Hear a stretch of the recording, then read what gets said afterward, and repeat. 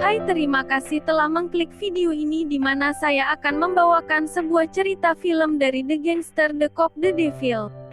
Dan buat kalian yang belum menonton filmnya, sebaiknya menonton filmnya saja karena video ini hanya spoiler.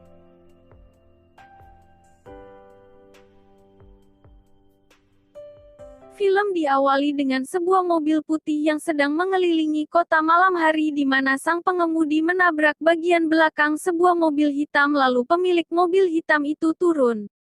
Dan ketika ia turun dan memotret mobilnya, tiba-tiba 괜찮으세요? 네, 괜찮아요? 예. 응. 찍을 필요는 없을 텐데. 사람 뭔 소리 하는 거야? 보험사가요. 글쎄 제대로 났네.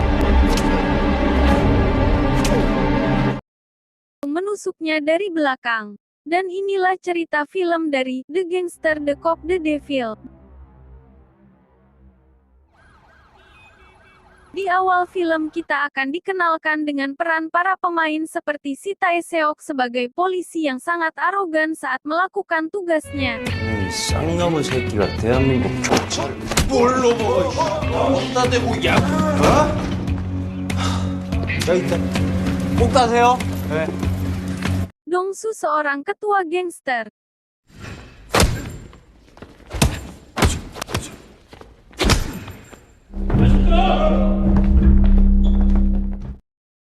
Dan disinilah awal cerita dari film ini, di mana saat Dong-soo berkendara sendiri di tengah hujan yang sangat lebat, si Devil menabrak mobil Dong-soo sama seperti di awal film tadi dan Dong-soo pun turun. Ketika ia turun, si Devil pun langsung menikam Dong-soo dari belakang, tapi beruntung Dong-soo dapat memberikan perlawanan hingga membuat si Devil pun mendapatkan luka tusukan dari Dong-soo. Dan ketika ia merasa tidak akan bisa menang melawan si Dong-soo, maka si Devil pun memutuskan untuk lari dan mengambil mobilnya dan menabrak si Dong-soo. Beruntung si Dong-soo berhasil diselamatkan dan masih hidup setelah melewati operasi.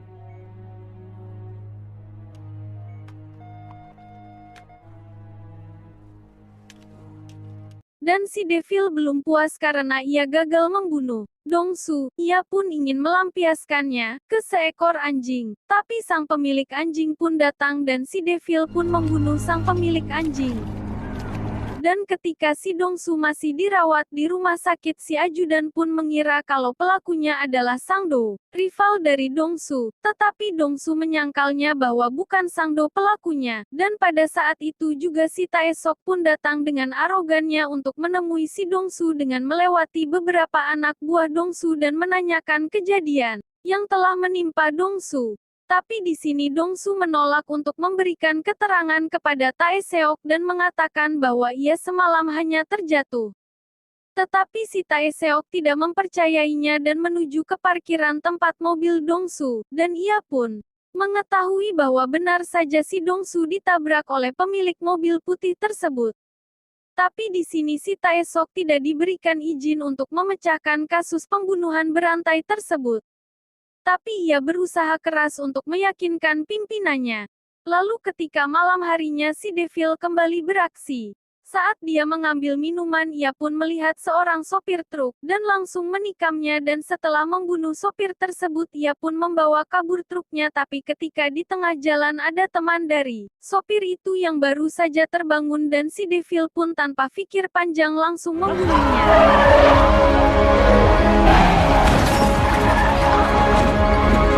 Pada saat itu juga, pisau si Devil pun tidak sengaja terjatuh ke pinggir jalan. Kembali ke Dong-soo, di mana ia mencoba mengatakan ciri-ciri dari pelaku, agar wanita ini dapat menggambarkan sketsa wajah pelaku. Si Tae-seok datang menemui Dong-soo dan mengancam Dong-soo akan ditangkap. Agar si Dong-soo mau memberitahukan ciri-ciri dari pelaku, tapi Dong-soo tetap tidak mau memberitahunya.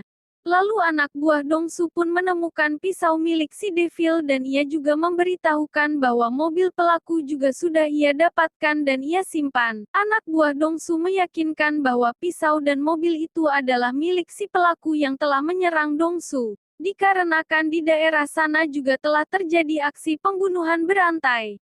Lalu Dong-soo pun memberitahukannya kepada Tae-seok.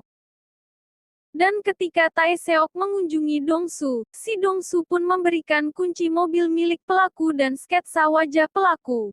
Lalu disinilah awal mula mereka mulai bekerja sama untuk menangkap si pelaku pembunuhan berantai. Tetapi tanpa sepengetahuan Dongsu, salah satu ajudannya menggunakan pisau milik pelaku untuk membunuh Sangdo rival dari Dongsu.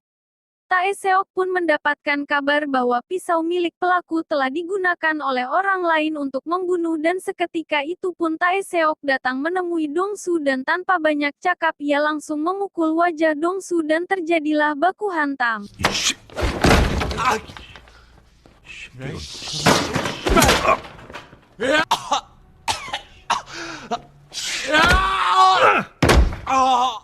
Ketika si Devil melihat berita dan mengetahui bahwa pisaunya telah digunakan untuk membunuh ketua gangster, dia pun tidak hanya diam dan mencari pisaunya.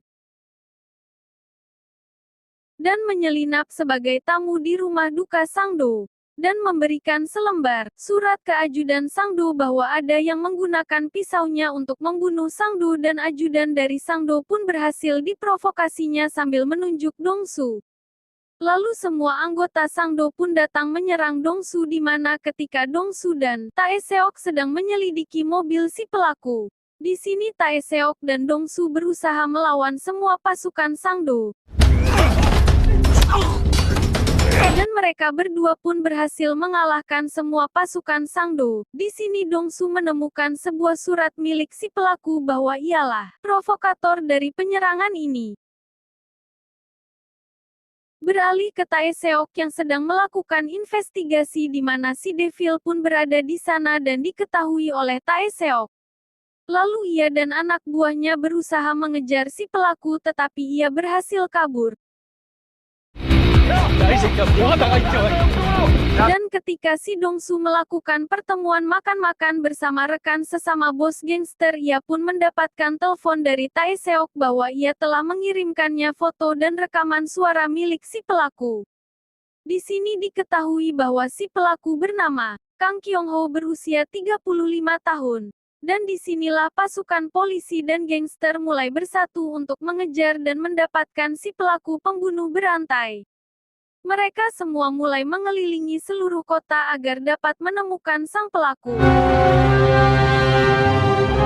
Dan ketika mereka semua sedang berkumpul ada sebuah berita tentang pembunuhan gadis SMA yang dimana diketahui gadis itu adalah gadis SMA yang diberikan payung oleh Dongsu saat hujan tadi siang. Dan mereka pun mulai mencari si pelaku di mana bahwa si pelaku pembunuhan gadis SMA itu bukan lain ialah si pembunuh berantai. Dan akhirnya si pelaku pun ditemukan dan mereka semua pun mengejarnya.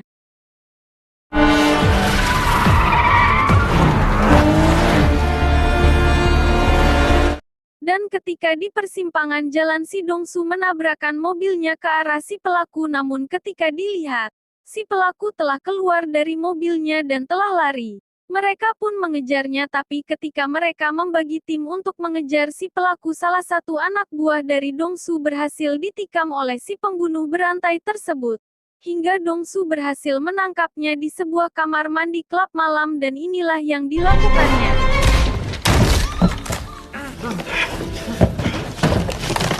Hingga si pelaku tak sadarkan diri dan ia pun membawa si pelaku bersamanya ke suatu tempat dan mengikatnya di kursi. Di sini si pelaku masih bisa tertawa saat si Dongsu menghajar wajahnya hingga berlumuran darah. Tapi ketika si Dongsu akan membunuh si pelaku, Tae Seok datang dan menabrakkan mobilnya ke Dongsu.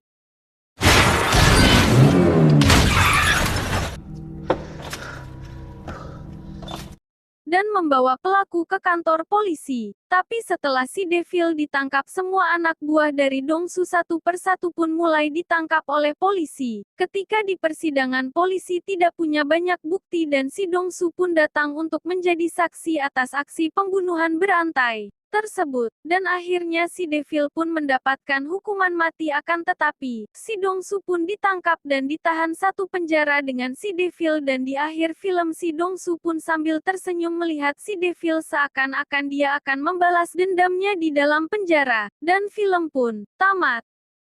Sekali lagi terima kasih buat kalian yang telah mengklik channel ini. Jangan lupa tinggalkan like dan komentarnya, juga subscribe jika kalian menyukai channel ini.